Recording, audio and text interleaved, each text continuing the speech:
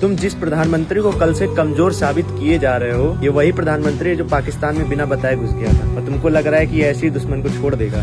देखो, विरोध करो, सवाल करो, लेकिन देश विरोधी मत बनो। पाकिस्तान पर भारत ने क्या कार्रवाई की है ना पिछले 3-4 दिनों में, अगर इसका सबसे बड़ा सबूत चाहिए तो जाओ तुम पीसी सुनो अभी सेना की जो हुई है थोड़ी देर पहले। अब तुमको हम जवाब देते हैं। कल से तो पीएम मोदी को गरिया रहे हैं और इंदिरा गांधी की तुलना कर रहे हैं कि आयरन लेडी हमारी जो थी 1971 में हमने बांग्लादेश को तोड़वा दिया था, उसके पीछे का कारण नहीं जानोगे, सिर्फ नतीजे पे ही चले जाओगे। 1971 में हमने 90,000 से ज्यादा सैनिक पाकिस्तान के जो समर्पण कर दिए थे अपना, तब भी हमने अपने सैनिक नहीं छुड़वा पाए थे। इसकी सच्चाई नहीं बताओगे? वो कभी भारत वापस नहीं आ पाए।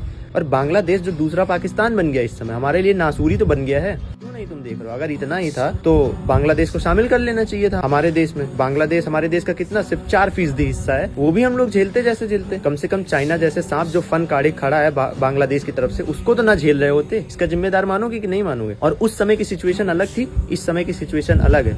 2 करोड़ लोग बांग्लादेश से भारत की तरफ, यानी जो पहले पाकिस्तान था, घुसपैठ कर रहे थे। तुम उस सिचुएशन की तुलना इस सिचुएशन से कर दोगे? तब सोशल मीडिया नहीं था सरकार को गिराने के लिए। यहाँ अंदर बैठे भारत में हमारे सरकार को डिफेम कर रहे हैं और जो इंटरनेशनल मीडिया की हेडलाइंस बन रही हैं। और तुम कहते हो कि मोदी जी खराब थे। जितना माकूल जवाब इस बार मोदी जी ने दिया है ना, वाकई में बता रहे हैं, आतंकवाद पर शायद भारत ने इससे बड़ा प्रहार किया ही नहीं है कभी। जहाँ पे आतंकी पनपते थे ना, उनके गर्भ पे चोट किया है इस बार। सबूत चाहिए तो जाके देख लेना पीसी।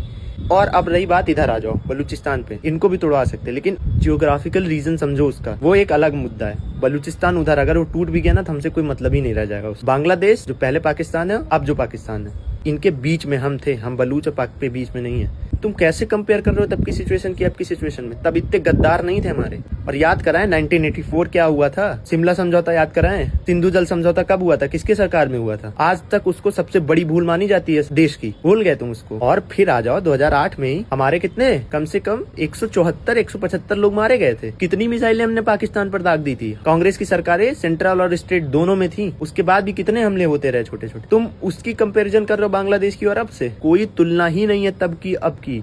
और जो सवाल ये कर रहे हैं बस उनसे पूछ लेना, जो भारत के सैनिक थे जो पाकिस्तान ने पकड़ रखे थे, उनको क्या इंदिरा गांधी छुड़वा पाई थी? हम उनकी बुराई नहीं कर रहे हैं, बस ये सवाल तुम्हारे लिए छोड़ रहे हैं। और ये अंधभक्ति नहीं है, ये सिचुएशन ना सिर्फ सरकार को मजबूती देने के लिए होता है। और इस तरीके से भारत के इतिहास में किसी ने बोला नहीं पाकिस्तान सीजफायर का उल्लंघन किया है ना, देखना तुम कितना बड़ा अब ये भुगतेगा। एक्ट ऑफ वॉर तो समझ ही रहे होगे, act of terrorism is equals to act of war माना जाएगा भारत में। तुम इसका मतलब समझते हो? कितने अच्छे से भारत ने इसको धीरे से लागू कर दिया, पता ही नहीं चला दुनिया को। टेररिज्म के खिलाफ कोई बोल भी नहीं पाएगा, क्योंकि सब देश अपना मुखौटा जो पहने हुए हैं और पाकिस्तान ये काम करना छोड़ेगा नहीं। अब तुम समझ रहे हो क्या जवाब दिया जाएगा? और प्रधानमंत्री मोदी ने सीधा अमेरिका को बोला है ये चीज कि अगर अब वो गोली चलाएंगे तो हम गोले चलाएंगे।